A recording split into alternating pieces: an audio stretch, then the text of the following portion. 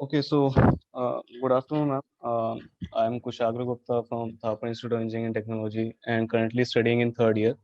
Uh, my team members Sawan Pandey and Subrat Sharma are also in the same year, uh, and we'll be representing Group N03 today.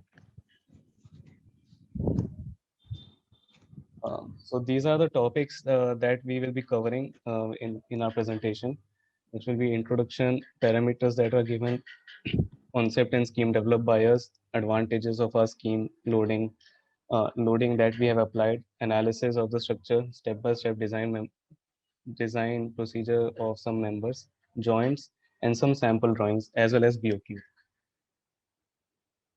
So let me begin with a small, short, brief introduction. Like as we all know that as the COVID-19 situation is again regaining its pace and people are getting infected day by day. So we in this time we need a COVID center which is a temporary structure, economical, and which can be built up fast so that they can cover maximum number of people in it. So these are the facilities that we will be looking for. The COVID center should be economic. It can be temporary as well. Afterwards, it might be demolished so that the steel can be sell off. It has to have maximum accommodation within the constraint that we have been provided. It has to have proper ventilation and separate flow paths for health workers and patients.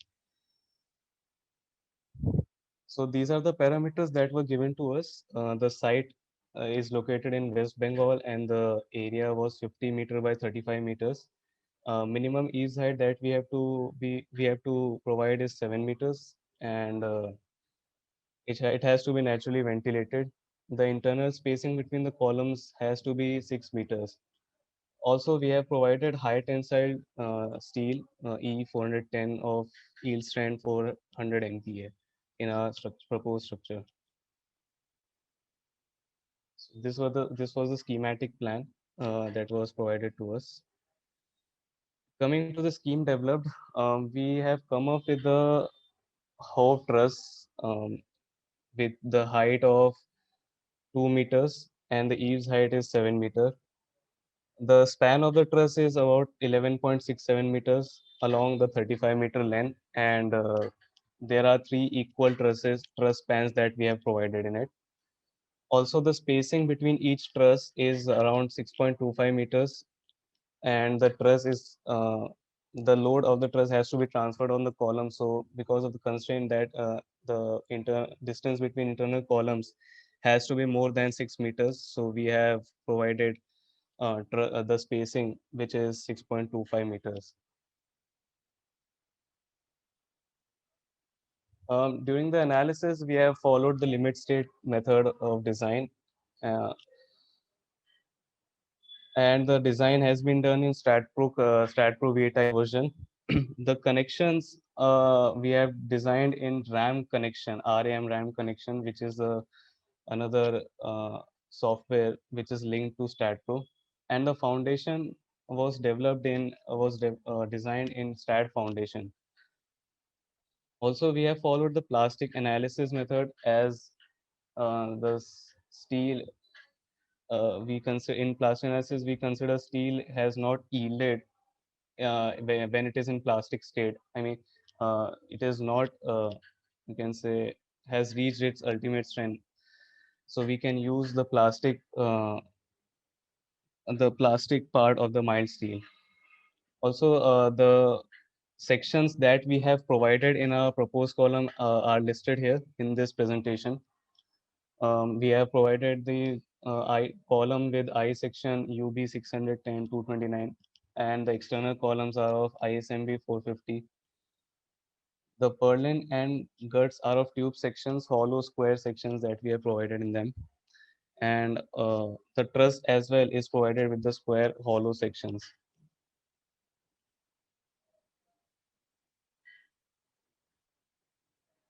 Coming to the architectural scheme that has been provided, we have to provide separate flow paths in the COVID center. And by separate flow paths, I mean that the healthcare workers, the patients, and the recovered people, their paths should not mingle anywhere, so that the exchange of virus is minimum.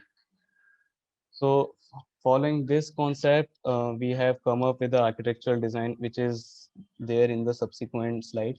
So this is the architectural design that we have come up. There we have provided six halls in total within the structure.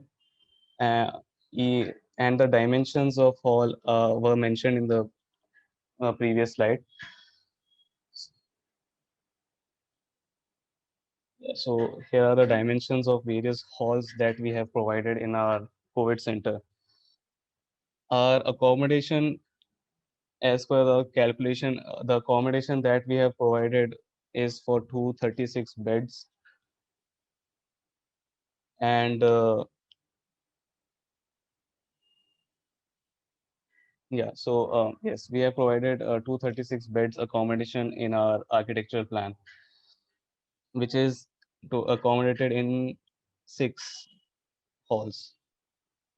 I would like to use the pen so that I can um, explain you briefly about the architectural plan. So this is the main entrance that we have provided here. And here, the patients that will come up here will have to enter through this path. They have to follow this path.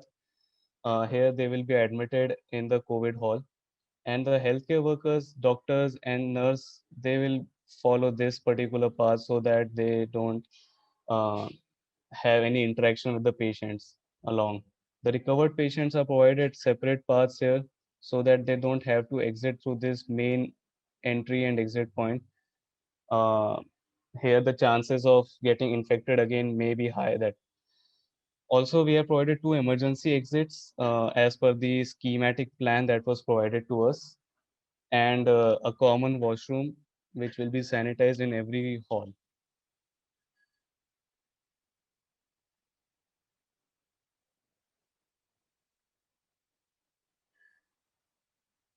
So these are the advantages that we have come up with in our structure.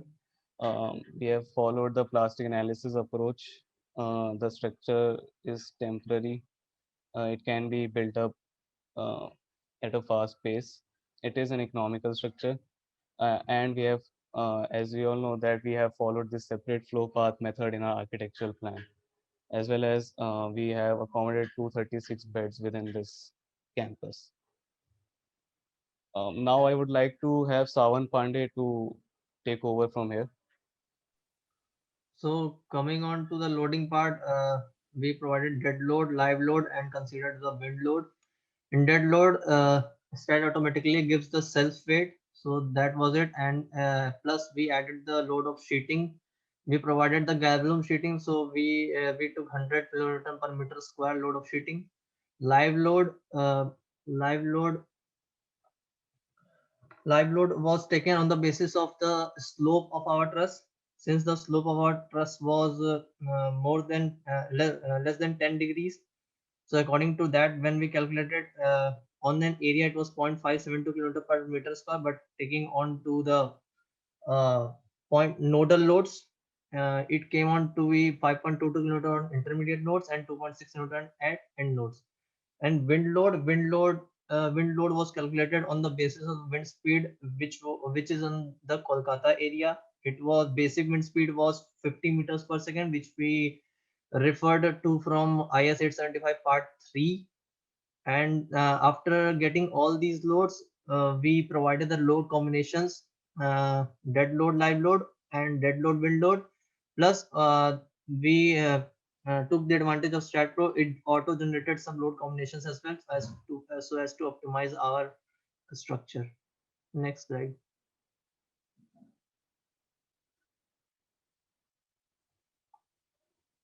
So this is the analysis part of the structure. So this is a we took the report from StatPro only. So here we can see the maximum forces in all directions, whether it is movements or whether it is forces. The black highlighted ones are the maximum ones, like in x direction, axial force is maximum. In y direction, the shear force is maximum, likewise. So these are the beam forces, critical forces on the beam from which we have designed our structure. Next slide. So these are the checks on our critical member. I would like to have my group member Kushagra to speak something about this. Yes, so basically we have provided a check on beam number 1005, which was a critical member. Uh, just a minute. Which was a critical member here. This critical member we have provided a check. So yeah, so the parameters were already given to us. It is a hollow section, so the depth of the section was 125 mm, the width of the section is 125 mm, and the thickness is 6 mm. So in step one, firstly we determine the buckling class in which the section lies, and so we determine the buckling class, as well as we determine the effective slenderness ratio. On the basis of that, we have come up with the design compressive stress which will be generated on the member, and when we multiply this compressive stress with the cross section area, we get the design strength of the member.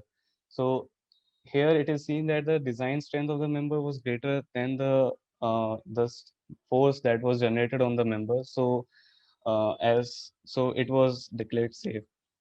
Similarly, this check was provided on the column which was 2243, and the similar method was followed like the previous case.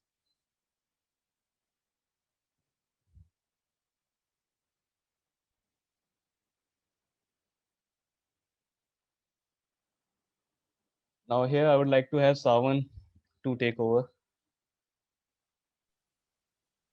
So these were the critical connections which we got from StatPro, and for which we designed our joints through connections in RAM connection software. We took the maximum forces from here, and for that joint, for that node, like here in first one for beam 1005, the node for node 169, we designed that joint or the connection on that node for the beams or columns uh, which experience this force of 308.8 kilonewton through RAM connection, and according to that only for maximum Fy, for maximum Fz, for maximum moment also, we have designed all our connections in RAM connections, the selected ones, the critical connections. Next slide. So we have marked one of the critical node, that was node number 74 in the structure, which has connected, as we can see here. Wait a minute. Like here we have this node, and it is connected to 1, 2, 3, and 4. We call it as beams, as we know StatPro, we call beams columns. Oh yeah, beamo, we can call it as beams only. So one node is connected with all 4 beams. So for node number 74, we have taken it from StatPro and designed it in RAM connection. So here is the report which that software generated. Section was taken as ISHB 400, length of 2.9 meter. Next, the column which was connected to was hollow tube section, end plate which was given, beam side, support side, everything it came in that auto generated report only. Next, so this is our connection. Then is lateral view. This is front view. Next. So these were the checks which the software generated. whether it is ultimate shear force or whether it is ultimate moment. It took care of all. These were also the checks for plates, for columns, for beams, for the support, which is there for the strength ratio, whether it is satisfactory or not. If the strength ratio would be more than one, the structure would have failed. So it is less than point 0.3, less than one, which is 0.37. So we can be sure that the connection is fine. And here also it has provided all the checks according to the clause in the IS 800 2007. Next, these are some of the sample drawings. Kushagra. Yeah, so this was the structure that we have designed for the COVID center. This is the STAD window that is shown up here.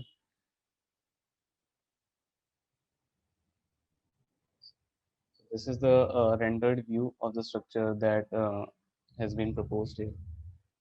Um,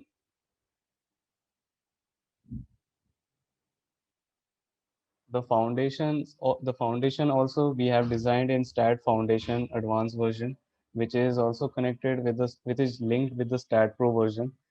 Uh, the report of this particular STAD Foundation, I'll show you in a different file. So this is the BOQ that was followed. We followed West Bengal schedule of rates PWD cost uh, of the structure. So that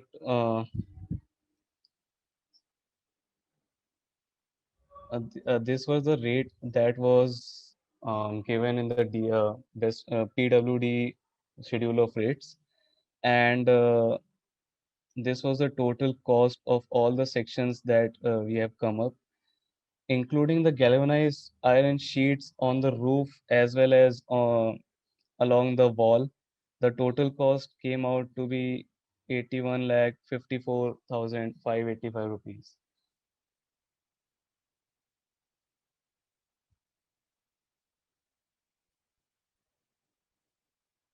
So I would like to conclude our presentation here. Thank you so much.